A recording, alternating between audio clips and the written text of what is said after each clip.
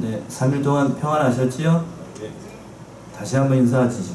3일 동안 평안하셨지요? 아멘. 네, 감사합니다. 오늘 사도행전 11장으로 살펴볼 하나님의 말씀의 제목은 베드로가 예루살렘 교회에 보고함, 이렇게 돼요. 제목을 한번 잡아봤어요. 베드로가 예루살렘 교회에 보고함. 제목을 한번 따라서 해보세요. 베드로가 예루살렘 교회에 보고함. 베드로가 이제 예루살렘 교회에 이방인들도 이제 구원에 참여하게 됐다는 것을 보고하는 그런 말씀이에요. 오늘 전반부의 말씀인데요. 사도행전 11장 1절에서부터 18절 말씀은 이제 세 개로 나눠서 살펴볼 수가 있겠어요. 1절부터 3절까지는 유대인들의 질문입니다. 왜 베드로가 무할레자의 집에 들어가서 같이 식사를 하였는가? 그것을 물어보는 겁니다. 힐난이에요, 힐난. 물어보는 게 아니라 책망이죠. 비난이고. 4절에서부터 17절까지는 베드로의 해명입니다. 베드로가 이제 어떻게 일이 진행이 됐는지를 변명을 하고 변호하는 그런 말씀이에요. 그리고 마지막으로 이제 그 토론의 결과, 베드로가 이제 같이 토론을 하면서 어떠한 결과가 발생을 했는지를 말씀을 하는 것이 18절에 나와 있어요. 네, 첫 번째 제주로 와서요. 유대인들이 질문을 합니다. 첫 번째, 이방에도 복음이 전하였다는 소식이 들리게 돼요. 1절의 말씀이 그거죠. 유대에 있는 사도들과 형제들이 이방인들도 하나님의 말씀을 받았다함을 들었더니. 엄청난 일이에요. 엄청난 사건이에요. 우리는 이 사건이 뭐 얼마나 대단한 것이랴 이렇게 뭐 받아들일 수 있겠지만, 그때 당시라고 보게 되면 이건 파격적인 사건이에요. 있을 수 없는 일이에요. 유대인들 입장에서 봤을 때에는 자기들의 전유무이라고 생각했던 하나님의 복음이 이제 유대를 넘어서, 이스라엘을 넘어서 어디로 넘어가요? 지금 물이 다 차가지고 어디로 넘어가는 거냐면 이방으로 넘어가는 거예요. 있을 수 없는 사건이 발생을 한 거예요. 그 말씀이 1절의 말씀인데, 유대에 있는 사도들과 형제들이 이방인들도 하나님 말씀을 받았다 함을 들었더니. 정말로 충격적인 일인 거예요. 유대에 있었던 사도들, 남아있었던 다른 사도들하고 형제들도 그 베드로가 이제 고넬료의 그 집에서 하나님 말씀을 전파되자 그 가족이 구원을 받았다는 소문이 금방 퍼지게 됐더라고요. 왜 금방 퍼졌을까요? 있을 수 없는 일이니까, 너무나도 충격적인 일이니까 그 소식이 예루살렘과 온 유대 지방에 퍼지게 됐다라고 하는 거예요. 이방인들이 복음을 받고 또 성령이 강림을 하고 성령이 같이 임하고, 이거는 참으로 놀라운 사실입니다. 그 소식이 이제 급속하게 퍼졌던 거예요. 너무나도 엄청난 사건의 현장 가운데 우리가 그들이 있었어요. 이방의 복음이 전파가 된다. 이방의 복음이 전파가 됐기 때문에 우리가 지금 이 시간 수요 예배를 통하여서 하나님 앞에 예배를 드릴 수가 있는 거예요. 놀라운 복음의 역사입니다. 그런데 이것을 받아들이지 못하는 사람들이 있어요. 그때 다 마찬가지예요. 다 마찬가지. 예수님 당시에도 복음에 가장 가까웠다라고 스스로 생각했던 사람들, 하나님의 백성이라고 스스로 생각했던 서기관들과 바리새인들은 예수님이 오셨을 때에 예수님이 전하신 말씀을 믿었나요? 믿지 않았나요? 믿지 않았어요. 그 마찬가지예요. 예수님의 말씀을 전한 거, 예수님의 복음의 말씀을 바로 믿었던 사람들은 어떠한 사람들이 믿었냐면, 그들이 복음에서 멀리 떨어졌다라고 생각했던 사람들. 누구? 대표적인 부류의 사람들, 세리와 창기와 어린아이와 노약자들이 예수님을 믿었어요. 복음과는 거리가 멀었게 생각했던 사람들이 예수님을 믿었다. 그래서 스스로 생각을 한 겁니다. 하나님의 복음의 말씀은 앞에서도 말씀드린 것처럼 유대인들의 전유물이라고 생각을 했던 거예요. 당연히 하나님의 복음의 말씀은 우리가 갖는 것이고 선민인 이스라엘만이 구원을 얻는 것이지 이방인들과는 전혀 상관이 없는 것이다, 이렇게 생각을 했던 거예요. 그래서 2절과 3절과 같이 할례받은 사람들이 베드로를 비난을 하는 겁니다. 2절 보세요. 2절 3절. 베드로가 예루살렘에 올라갔을 때에 할례자들이 힐라나에 가로되 내가 무할례자의 집에 들어가 함께 먹었다 하니, 할례자들이라고 하는 것은 유대 민족들 가운데서도 과격한 사람들이 있어요. 열성파들이 있죠. 율법을 철두철미하게 지키려고 했던, 아마도 이제 바리새인 중에서도 아주 오늘날 우리나라로 얘기를 하면 극보수 쪽이, 그런 사람들이 어떻게 사도라고 하는 사람이, 예수님의 수사도라고 하는 사람이 어떻게 이방인들의 집에 들어가서 같이 먹고 마실 수 있느냐, 그들의 생각과 그들의 사고로는 이해할 수가 없는 일이에요. 같이 할 수가 없다고요. 베드로가 어떻게 그런 일을 할 수 있는가? 힐난했다라고 하는 것은 잘못을 꾸짖고 비판했다라고 하는 겁니다. 잘못하면, 여기 베드로가 여기서 말을 잘못하면은요, 베드로 여기서 어떻게 될 수 있을까요? 돌에 맞아 죽어요. 맞아 죽는다고요. 그만큼 무서운 집단이었습니다. 특히 종교적인 거는 굉장히 무서워요. 지금도 그렇지요? 이슬람 사람들 굉장히 무섭잖아요. 과격파들은. 또 유대 사람들도 마찬가지예요. 유대도 과격한 사람들은 굉장히 무서워요. 이 사람들 앞에 베드로가 지금 쓴 거예요. 이방인들에게도 복음이 전하였다. 이 말씀을 도저히 받아들일 수가 없었기 때문에 그렇게 된 거죠. 이방인들과 같이 음식을 먹으면 안 된다 하는 율법의 규정이 있는가? 출애굽기 12장 48절 한번 보세요. 출애굽기 12장 48절. 어느 분이 찾아서 읽어보시겠어요? 출애굽기 12장 48절.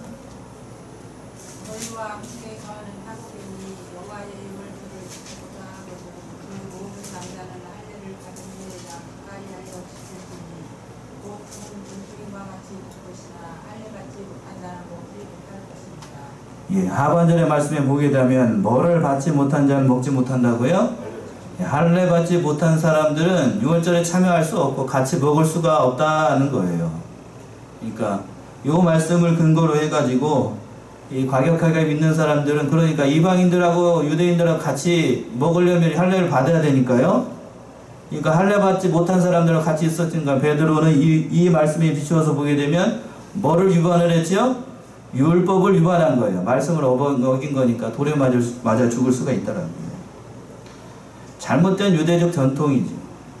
유대 율법에 사로잡혀가지고 이제는 그 말씀이 이제 무너지고 예수님께서 십자가의 구속을 완성하심으로 의식적인 율법으로서의 모든 것들은 다 폐해졌다는 것을 그들은 아직은 이해하지 못했던 겁니다. 우리는 지금 이해하고 있지만 그때 당시 유대인들은 이것이 예수님의 십자가의 사건으로 완전히 이루어졌다라고 하는 것을 받아들이지 못했어요. 믿지 못했다고요. 그래서 이것이 완전하게 정립되기까지는 많은 시간이 필요했습니다. 적어도 100년 이상의 시간이 소요가 됐어요. 사도행전 15장에서 보게 되면 우리가 그 사건이 또 등장을 하게 됩니다. 15장 1절 한번 보세요. 15장 1절 한번 읽어보시겠어요? 15장 1절. 어떤 사람들이 유대로부터 내려와서 형제들을 가르치되 너희가 모세의 법대로 할례를 받지 아니하면 능히 권 얻지 못하리라 하니. 예, 거기서 하반절에서 보게 되면 모세의 법대로 할례를 받지 아니하면 능히 뭐를 받지 못한다고요? 예, 구원을 얻지 못한다 하는 사건이 여기 11장에서 나오고 또 15장에서도 그 할례 사건이 계속해서 등장하는 거예요. 그러니까 선민으로서의 표시를 나타냈던 그 할례가 유대인들에게는 예수를 믿는 것에 뭐가 됐냐면 걸림돌이 됐던 거예요. 걸림돌. 참 선민으로 구별했던 것이 나중에는 그것 때문에 예수를 받아들이고 예수를 믿는 것에 걸림돌이 되었다라고 하는 거니까 어떤 의미에서는 이방인들이 받은 복이 많다라고 얘기할 수도 있는데 그런 것이 없이 전혀 예수를 믿기만 하면 되니까 이제 담이 무너져가지고 그런 거예요. 이 모든 것을 아시고 할례가 중요한 것이 아니라 모세의 율법에서도 보게 되면 육신적인 할례가 중요한 것이 아니라 마음의 할례가 중요한 것이다. 하나님을 사랑하는 것이 중요한 것이다 라고 말씀하신 성경 구절이 있어요. 어디에 그렇게 되어 있냐면 신명기 30장 6절 한번 보세요. 신명기 30장 6절 한번 읽어보시겠어요? 신명기 30장 6절. 내 하나님 여호와께서 내 마음과 내 자손의 마음에 할 일을 베푸사 너로 마음을 다하며 성품을 다하여 내 하나님 여호와를 사랑하게 하사 너로 생명을 얻게 하실 것이며. 예, 거기서 보게 되면 6절 보면 내 하나님 여호와께서 내 마음과 내 자손의 어디에 할례를 베풀어요? 마음의 할례를 베푸는 거예요. 마음에다가 육신적인 할례가 중요한 게 아니고 마음의 할례가 중요한 거예요. 마음의 할례가 뭔가 그 밑에 하반절에 얘기하고 있는 거예요. 너는 너로 뭐를 다하여? 마음을 다하여 또 성품을 다하여 누구를 사랑해요? 내 하나님 여호와를 사랑하사. 이것이 이렇게 하는 것이 뭐를 얻는 거냐면 너로 생명을 얻는 거예요. 이것이 구원 얻는 비결이라고요. 그런데 그들은 육신적인 할례가 구원 얻는 표라고 생각을 해가지고 그렇게 나아갔으니 참 안타까운 지경이 있었지. 그만큼 유대적 전통에 사로잡혀 있었던 이들이 얼마나 편협한 사고를 가지고 있고 넘어서지 못하는 예수 그리스도를 바라보지 못하는 그런 시각에 사로잡혀 있는가를 잘 보여주는 안타까운 믿음의 현장 가운데 이들이 있었던 거예요. 그 말을 듣고 베드로가 이제 변호를 하기 시작하는 거예요. 4절에서부터 길게 저 17절까지 말씀이 앞에서 살펴봤던 그 말씀 가운데 중복되는 말씀도 있어요. 4절 보시면 베드로가 저희에게 이 일을 차례로 설명하여 이 일을 설명을 하는 겁니다. 어떠한 일을 설명을 했을까요? 앞장에 있었던 10장에 있었던 그 사건들이 있지요. 고넬료의 집에 들어가서 같이 먹게 되고 하나님의 복음의 말씀을 전했던 일련의 사건들, 곧 10장에 있었던 길게 있었던 이 사건들을 상세하게 자세하게 설명을 하는 겁니다. 차근차근 조신하게 설명을 했어요. 5절 보시면 5절 이렇게 얘기를 하고 있네요. 가로되 내가 요빠 성에 기도할 때에 비몽사몽간의 환상을 보니 큰 보자기 같은 그릇을 내 귀에 메어 하늘로부터 내려와 내 앞까지 들이우거늘. 예, 앞에서 한번 살펴봤었죠. 베드로가 전에 요빠 그 시몬의 집에서 기도할 때에 그 본 환상에 대해서 이제부터 설명을 하는 겁니다. 6절 이것을 주목하여 보니 땅에 4발 가진 것과 들 짐승과 기는 것과 공중에 나는 것들이 보이더니 4발 가진 것, 들짐승, 기는 것, 공중에 나는 것. 7절 보시면 또 들으니 소리 있어 내게 이르되 베드로야 일어나 잡아먹으라 하거늘.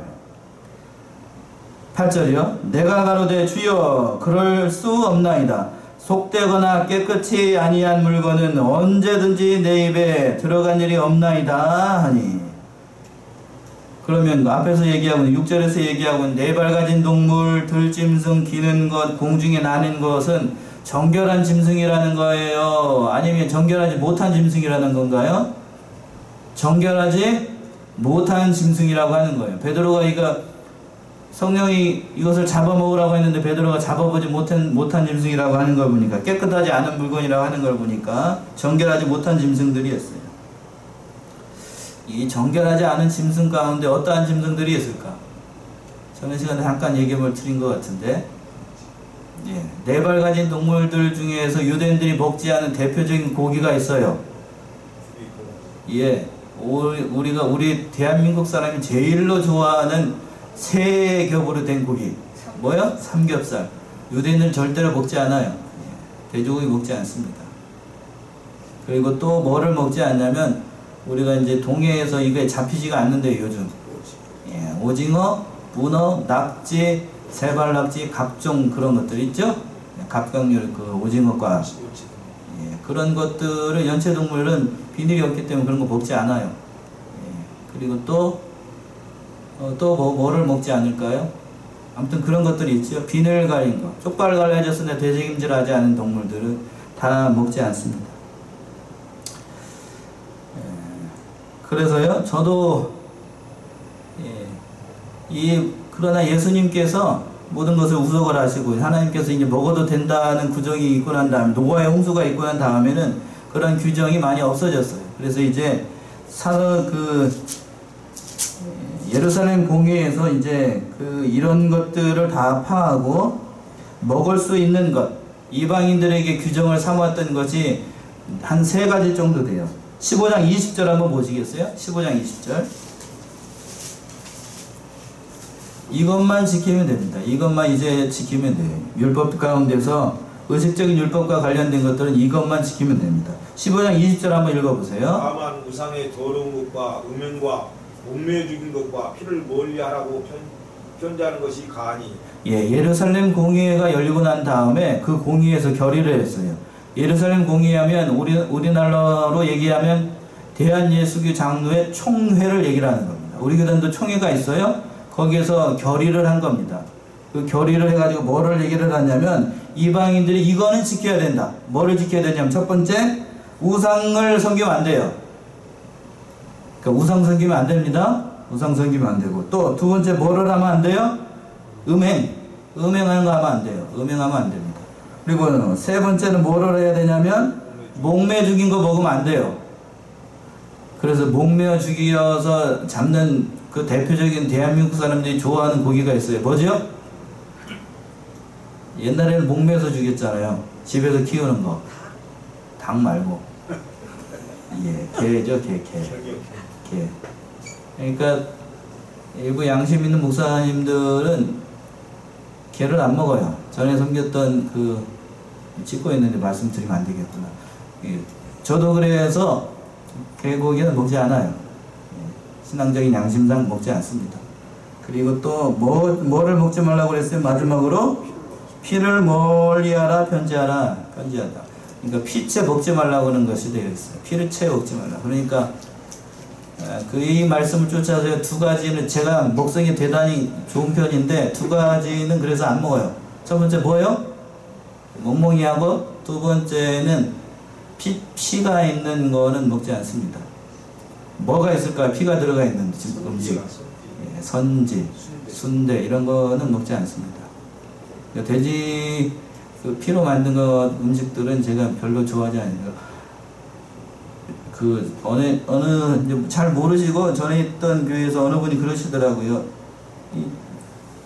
해장국 좋아하세요? 그래서 저는 좋아하죠. 그랬더니 이상한 둥둥 떠있는 해장국을 사주시더라고요. 이거는 제가 말을 잘못했으니까 안 먹는다고 할 수는 없고 못 먹는다고 할 수는 없고 그걸 떠내고 나만 먹었어요. 다음에는 이제 먹고 난 다음에 다시 설명을 드렸지요. 그렇게 한 적이 있는데, 아무튼 피채 먹지 말라는 말씀을 따라서 건강에도 별로 안 좋대요. 과학적으로도 피에 이제 요즘은 다 돼지를 뭐를 놓아서 기르냐면 항생제를 놓아서 기르기 때문에 먹으면 이 사람한테 좋은 게 아니에요. 그러니까 피를 먹는 거 가급적 하지 말고. 요즘 개도 옛날 개가 아니에요. 어떻게 기르죠? 개를 사료로 해서 키워서 이렇게 억지로 키우는 거기 때문에 사람한테 옛날처럼 그렇게 좋은 음식이 아니에요. 일반 고기만 못하다고요. 그러니까 저도 가급적 지키라는 말씀은 아니고 권고하는 거예요. 여러분들한테. 그러니까 별로 도움이 되지 않으니까 신앙상에도 그렇고. 그러니까 이거를 철두철미하게 믿는 사람들이 목사님이 개 먹고 이거 먹는 걸 보면 어떻게 될까요? 실족할 수 있으니까 저는 사도 바울의 본을 따라서 그런 겁니다. 모든 것이 가하나 뭐라고요? 덕을 세우는 게 아니라면 저는 그래서 하지 않아요. 그러니까 저한테 다음에 뭐를 사주겠습니다. 목사님 같이 가시죠. 이런 얘기 하면 안 돼요. 이미 말씀드렸어요. 여기가 나와서 그런 말씀드린 거고. 자, 9절 보시면 9절 또 하늘로부터 2번째 소리 있어 내게 대답하되 하나님이 깨끗하게 하신 것을 내가 속되다 말라 하더라. 이 모든 것들이 이제는 폐하여졌다라고 하는 거예요. 옛날에는 부정했던 그러한 짐승들이 이제는 다 하나님께서 깨끗하게 하신 거니까 네가 속되다고 감히 얘기하지 말라는 것이지요. 10절 보시면 이런 일이 3번 있은 후에 모든 것이 다시 하늘로 끌려 올라가더라. 이런 일이 3번 반복되었다라고 하는 것은 속히 이것이 이루어질 것을 얘기를 하는 겁니다. 그래서 이제 그 얘기를 듣고 있는데 그 환상을 보고 있는데 누가 찾아왔어요? 11절에 마침 세 사람이 내 우거한 집에 섰으니 가레사에서 내게로 보낸 사람이라. 그는 그 기도하고 있는데 그 환상을 보고 있는데 고넬료가 사람을 보내가지고 성령께서 가라 하시니까 가겠다는 거예요. 12절 말씀이 그 말씀이죠. 12절 성령이 내게 명하사 아무 의심 말고 함께 가라 하심에 이 6 형제도 나와 함께 가서 그 사람의 집에 들어가니. 성령이 가라 하시니까 명령을 하시니까 명령을 쫓아와서 고넬료의 가정에 들어갔다라고 하는 거예요.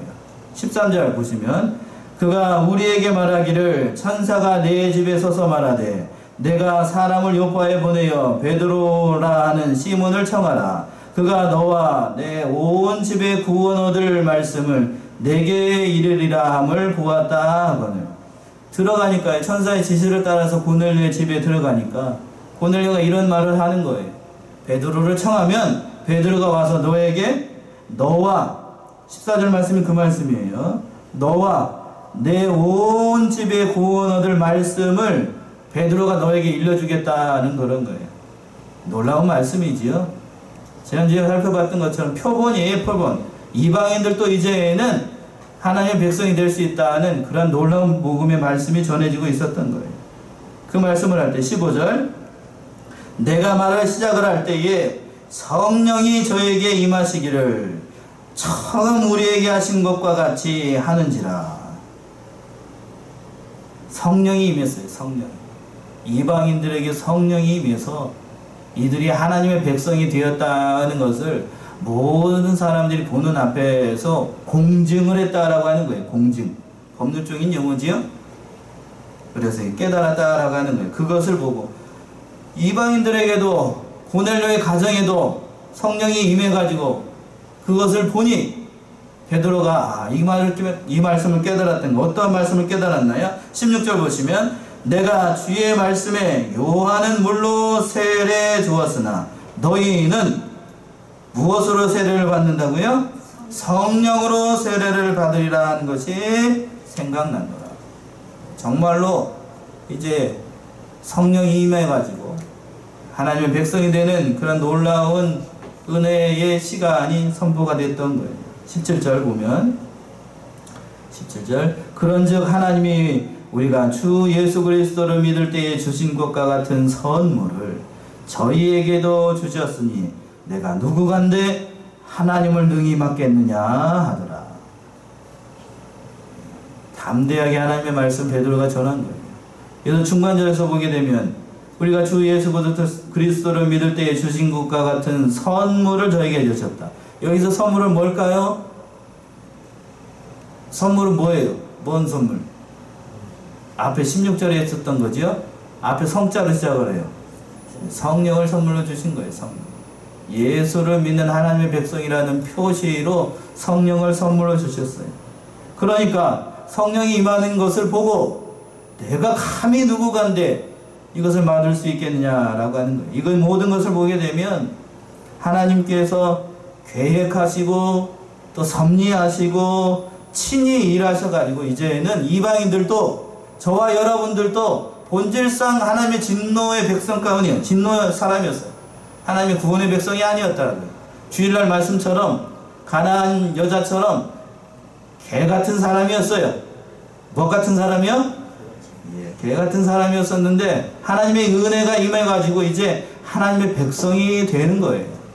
놀라운 믿음의 역사가 일어난 겁니다. 제가 이렇게 과격하게 얘기하니까 좀 불편하신가요? 우리의 본질이 그래요. 우리의 본질이. 그런데 그 사람을 어떤 사람으로 이렇게 만들었는지 예수님께서 하나님의 백성으로 삼으시는 거예요. 이거를 은혜가 아니면 설명이 불가능합니다. 불가능해요.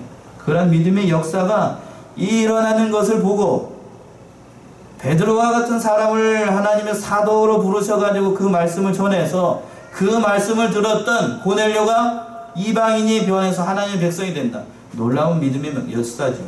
그들을 통해서 또 누가 예수를 믿게 됐냐면 21세기에 대한민국 전라북도 정읍에 있는 양문교회에 여러분이 예수를 믿게 된 거예요. 믿음의 역사가 일어났던 겁니다.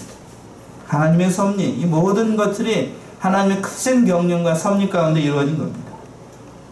그 베드로가 담대하게 얘기하는 것을 듣고 이제 힐난했던 사람들이 잠잠해집니다. 아무 말을 못하게 되는 거예요. 18절 보세요. 18절의 말씀이 그 말씀이에요. 저희가 이 말을 듣고 잠잠하여 하나님께 영광을 돌려 가로되. 하나님의 복음의 말씀이 이방인들도 예수를 이제 믿기만 하면 하나님 백성이 된다는 그런 말씀을 듣고 더 이상 비판할 수가 없잖아요. 그러니까 잠잠해지고 하나님께 모든 영광을 올려드리게 됐습니다. 그러면 하반절에 가로되 그러면 하나님께서 이방인에게도 생명 얻는 회개를 주셨도다 하니라. 뭐를 얻는 회개를 주셨다고요? 생명을 얻는 회개를 주셨다고요. 놀라운 역사입니다. 아멘이 나오시나요? 예, 놀라운 믿음의 역사예요. 역사의 현장 가운데 그들이 있었습니다. 하나님께 영광을 올리게 되고 모든 사람들이 예수를 이제는 믿기만 하면 하나님의 백성이 되는 놀라운 믿음의 역사에 참여하게 되었습니다. 그런데 이 할례의 문제, 이 할례의 문제는 제가 앞에서도 잠시 말씀을 드린 것 같은데 이것이 신학적으로 정립이 될 때까지는 100여 년의 시간이 소모가 됐어요. 이 할례 문제가 여러 가지로 힘들게 했어요. 사도 바울도 이것 때문에 유대인들과 많이 싸웠고 그의 서신서의 대부분들이 그 할례가 중요한 것이 아니라 육신의 할례가 중요한 것이 아니라 마음의 할례가 중요하다 이렇게 거듭거듭 얘기를 해요. 어디에서도 그렇게 얘기를 하는가 한번 볼까요? 한 군데만 더 찾아보죠. 로마서 3장 30절 한번 보세요. 로마서 3장 30절 어느 분이 한번 읽어보세요. 얼른 읽어보세요. 3장 30절 할례자도 믿음으로 말미암아 또는 무할례자도 믿음으로 말미암아 어렵다 하실 하나님은 한 분이십니다. 예. 자 보세요. 할례자도 뭘로 말미암아? 믿음으로 말미암아 또는 또 무할례자도 뭘로 말미암아? 믿음으로 말미암아 의롭다 하신 분은 하나님이라는 거예요. 그러니까 할례가 중요한 게 아니라 또 무할례자가 중요한 게 무할례 받는 것이 중요한 게 아니라 뭐가 중요하냐면 거기서 제일 중요한 것은 두 자지요? 뭐? 믿음이라는 거예요. 믿음으로 의롭게 되는 것이지 다른 의식적인 것이 중요한 게 아니라고 하는 거예요. 이것이 정립되기까지는 많은 시간이 필요했던 거예요.